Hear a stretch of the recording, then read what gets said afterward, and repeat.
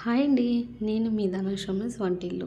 So friends, ఈరోజు మనం చేయబోయే కర్రీ ఏంటో తెలుసా? చికెన్ అన్నమాట. దీనికోసం మా వారు ఒక హాఫ్ కేజీ చికెన్ అనేది తీసుకొచ్చారు. దీన్ని ఫ్రై చేయమని అడిగారు. సో మనం ఫ్రై చేసుకోవడానికి ఒక పెద్ద సైజు ఆనియన్ని కట్ చేసుకున్నాను. ఒక 3 పచ్చిమిర్చి కట్ చేసుకున్నాను. కొద్దిగా కరివేపాకు కూడా తీసేసుకున్నాను. దీన్ని బాగా కలుపుకోవాలి. ఇప్పుడు కొద్దిగా మూత పెట్టుకోవడం వల్ల ఏమవుతుందంటే ఉల్లిపాయలు అనేవి కలర్ అనేది షేడ్ అవుతుందన్నమాట. సో చూసారు కదా, కొద్దిగా ఉల్లిపాయలు కలర్ అనేది షేడ్ అయ్యింది. మరీ కలర్ అనేది షేడ్ చేయకూడదు. ఒక చిన్న సైజు టమాటా అయితే తీసేసుకున్నాను. టమాటీ పెద్దదైతే తీసుకోకండి, ఎందుకంటే పులుపు అయిపోతుంది అన్నమాట. కాబట్టి ఒక చిన్న సైజు టమాటా తీసుకున్నాను. కొద్దిగా ఉప్పు వేసుకొని మూత పెట్టుకొని దాన్ని అయితే మూత పెట్టడం వల్ల ఏమవుతుందంటే టమాటా అనేది మొగ్గుతుంది అన్నమాట. ఇప్పుడు ఇందులోకి మనం వాటర్ అంతా వడకట్టుకున్న చికెన్ ఉంది కదా, దాన్ని అయితే తీసుకొని బాగా కలుపుకోండి. మీరు లోతైన గంటితో కలుపుకోకండి, ఎందుకంటే పీసులు అనేవి చాలా స్మాష్ అయిపోతాయి. కాబట్టి నేనైతే మామూలు నార్మల్ గంటితోనే కలుపుకోండి. ఇందులో కొద్దిగా నేను పసుపు అనేది తీసుకున్నాను. పసుపు ఎందుకు తీసుకున్నామని ముందుగానంటే, పసుపు తీసుకోవడం వల్ల ఏమవుతుందంటే స్మెల్ అనేది పోతుందన్నమాట. స్మెల్ అనేది రాదు. ఇప్పుడు కొద్దిగా అల్లం వెల్లుల్లి పేస్ట్ అనేది తీసుకున్నాను. అల్లం వెల్లుల్లి పేస్ట్ తీసుకున్నాం కాబట్టి ఇది కొద్దిగా కలుపుకోవాలి, ఎందుకంటే అల్లం వెల్లుల్లి పేస్ట్ అనేది స్మెల్ అనేది పచ్చివాసన పోతుంది కాబట్టి. కొద్దిగా ధనియాల పౌడర్, కొద్దిగా గరం మసాలా, మరి కొద్దిగా బిర్యానీ మసాలా కూడా తీసుకోవాలి. ఇదంతా తీసుకున్న తర్వాత కొద్దిగా బాగా కలుపుకోవాలన్నమాట. ఇప్పుడు కలుపుకునేదాన్ని చూసారు కదా, కొద్దిగా ఇంకా వాటర్ అనేది చికెన్లో నుంచి వాటర్ అనేది ఊరుతూ ఉంటుందన్నమాట. కాబట్టి వాటర్ అంతా పూర్తిగా మనకి డ్రై అయిపోవాలి.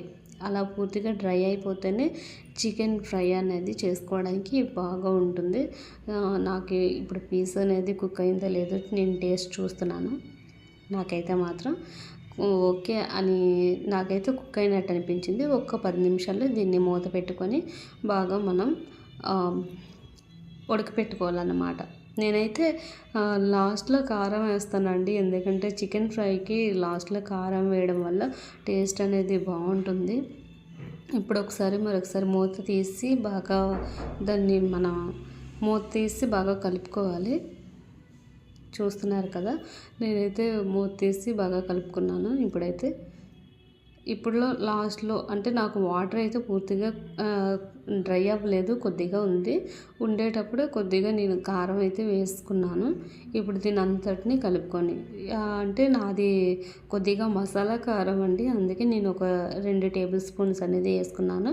మీకు ఒకవేళ కారం సరిపోకపోతే ఒక 2 నుంచి 3 స్పూన్లు అనేది వేసుకోండి. ఇప్పుడు మరొక 10 నిమిషాలు కుక్ అవ్వాలన్నమాట, ఎందుకంటే కారం స్మెల్ కూడా పోవాలి కదా. నాకైతే ఎప్పుడు చేసినా సరే మనం ఎక్కువ ఏమి ఇంగ్రీడియంట్స్ వేసేయాల్సిన అవసరం ఉండదండి. పెరుగు కూడా వేసుకోవాల్సిన అవసరం ఉండదు. పెరుగు కూడా చాలామంది వేసుకోవచ్చు, నేనైతే స్కిప్ చేస్తున్నాను. ఇప్పుడు లాస్ట్లో నేనైతే కొద్దిగా పచ్చి కరివేపాకు తీసుకున్నాను. పచ్చి కరివేపాకు తీసుకోవడం వల్ల ఏమవుతుందంటే కొద్దిగా కరివేపాకు స్మెల్ అనేది వస్తుందన్నమాట. సో చూస్తున్నారు కదా, నాకైతే బాగా డ్రై అయిపోయింది కర్రీ అయితే మాత్రం. ఇప్పుడు మరొక 2 నిమిషాలు మూత అనేది పెట్టుకుందాము. సో మన కర్రీ అనేది ఫైనల్కి వచ్చేసిందండి. ఇంకా మనం టేస్ట్ చేయడమే ఉంది. మన కర్రీ అయితే పూర్తిగా అయిపోయింది కదా. ఇప్పుడు స్టవ్ అనేది ఆఫ్ చేసేసుకోవాలి. ఇప్పుడు మనం సర్వ్ చేసుకోవాలన్నమాట. మా వారు చికెన్ ఎప్పుడెప్పుడు తిందామా అని ఎదురు చూస్తున్నారు. సో నేనైతే ఇప్పుడు ముందుగా ప్లేట్ తీసుకున్నాను. ముందు మీరు ఎవరికి భోజనం వడ్డించేటప్పుడైనా సరే ముందుగా కర్రీ అనేది పెడతానన్నమాట. ఎందుకంటే కర్రీ అనేది ముందు ఎవరైనా సరే ఫస్ట్ ముందుగానే కర్రీ అనేది పెట్టాలి ఎవరికైనా సరే. కొద్దిగా అన్నం అనేది తీసుకుంటున్నాను, రైస్ అనేది.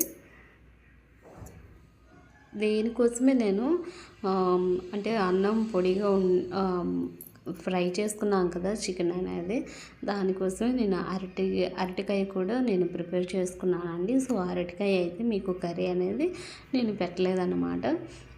సో సో అరటికాయ కూడా నేనైతే తీసుకున్నానండి. అరటికాయ కూడా ప్రిపేర్ చేసుకున్నాను. మా వారైతే అరటికాయ ఎక్కువ లైక్ చేయరు. సో మా వీడియోస్ మీకు నచ్చుతున్నాయని నేనైతే అనుకుంటున్నాను. మా వీడియోస్ కనుక మీకు నచ్చినట్లయితే లైక్ చేయండి, షేర్ చేయండి, సబ్స్క్రైబ్ మాత్రం ఖచ్చితంగా చేసుకోండి. థ్యాంక్